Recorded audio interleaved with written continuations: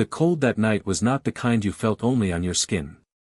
It was the kind that slipped into your chest, settled into your bones, and reminded you of everything you had lost.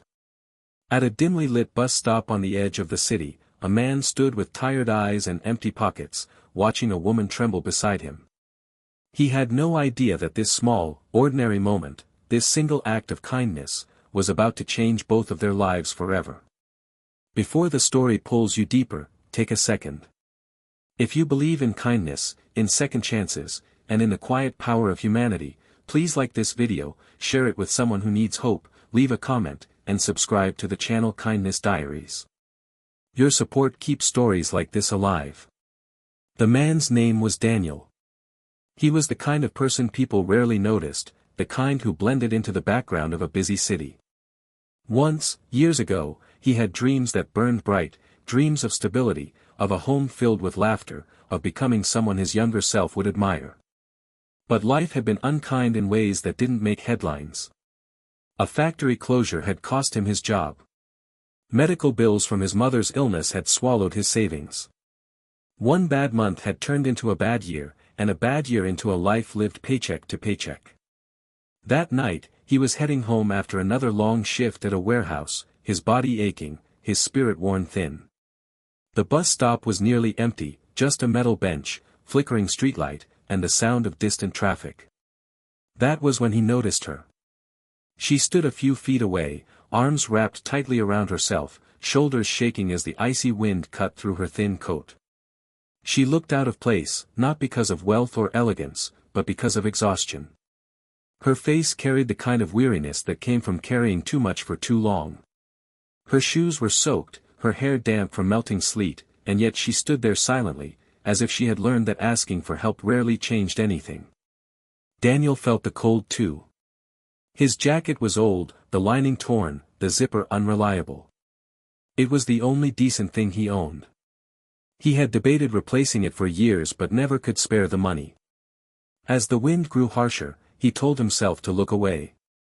Everyone had their own problems. Everyone was fighting battles no one else could see. But something in the woman's trembling wouldn't let him ignore her. It reminded him of nights he had stood in the same place, feeling invisible, hoping someone, anyone, would notice. Without thinking too much, he took off his jacket and stepped closer. He gently placed it around her shoulders, making sure it covered her arms.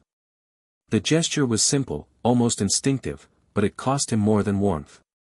It was pride, security, the thin barrier he had against the cold. He offered it without expecting gratitude, without imagining consequences. To him, it was just the right thing to do. The woman looked up, startled.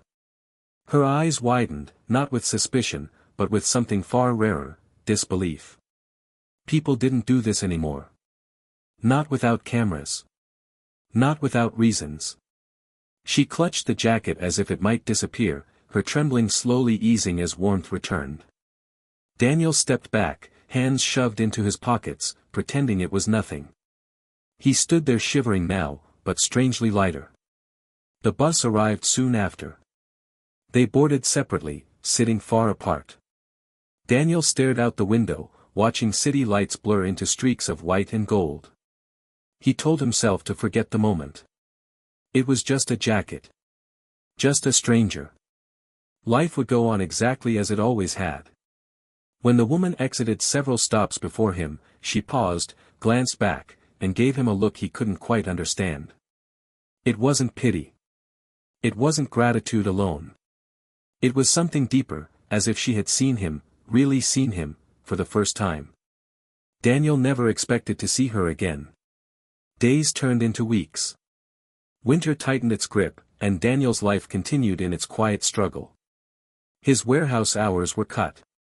Bills piled up. Some nights he skipped meals to stretch his money. He remembered the jacket often, not because of the cold, but because that small act had reminded him that he was still capable of goodness, even when he felt broken.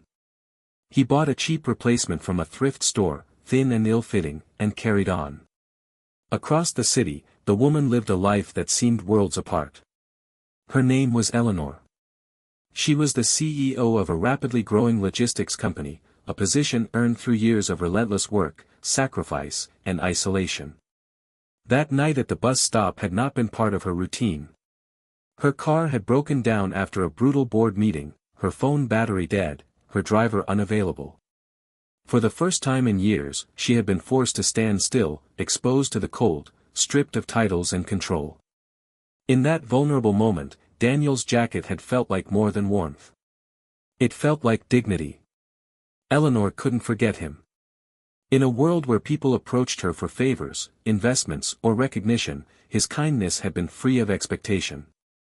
She began thinking about how many people like Daniel existed, good, invisible, struggling. It unsettled her. She started riding public transport occasionally, observing, listening, remembering where she came from before success hardened her edges. Weeks later, Daniel received a letter. Thick paper. His name typed neatly on the envelope. He almost threw it away, assuming it was another bill or rejection. But curiosity made him open it. Inside was an invitation to a job interview at a corporate office downtown, for a position that matched skills he hadn't used in years. At the bottom of the page was a handwritten note thanking him for reminding someone what kindness looked like. Confused and skeptical, Daniel showed up in his best clothes, worn but clean. The building was glass and steel, intimidating in its perfection. As he waited, memories of failure pressed heavy on his chest. When he was finally escorted into a meeting room, his breath caught. Eleanor stood at the head of the table, composed, confident, no trace of the woman who had shivered at the bus stop. Recognition passed between them like a quiet current. The interview was brief but sincere. Eleanor didn't promise miracles. She didn't speak of charity. She spoke of opportunity, of rebuilding, of valuing people beyond resumes. Daniel was offered a role that paid more than he had ever earned, with training and growth potential. He accepted, still unsure if the ground beneath him was real. The months that followed changed him. Stability returned. He paid off debts. He slept without fear. But more importantly, he rediscovered self-worth. Eleanor watched quietly, never bringing up the jacket, never reminding him of that night. She didn't need to. The lesson had already been learned by both of them. Years later, Daniel managed a department of his own. He became known for mentoring new employees, for noticing the quiet ones, for offering help without conditions. The company culture shifted subtly, shaped by one small act that had started at a bus stop. As you reflect on this story, pause for a moment. If it touched your heart, if it reminded you that kindness still matters in a world that often forgets, please like this video, share it, and stay connected with Kindness Diaries. Your engagement helps spread stories that heal. Before the ending, here's a special request. Comment below and tell us, have you ever experienced a moment where a small act of kindness changed your life? Because in the end, the story was never about a jacket. It was about seeing someone when the world looks past them. It was about choosing compassion when it costs you something. And sometimes, without knowing it, that choice doesn't just warm another person, it rewrites destinies, including your own.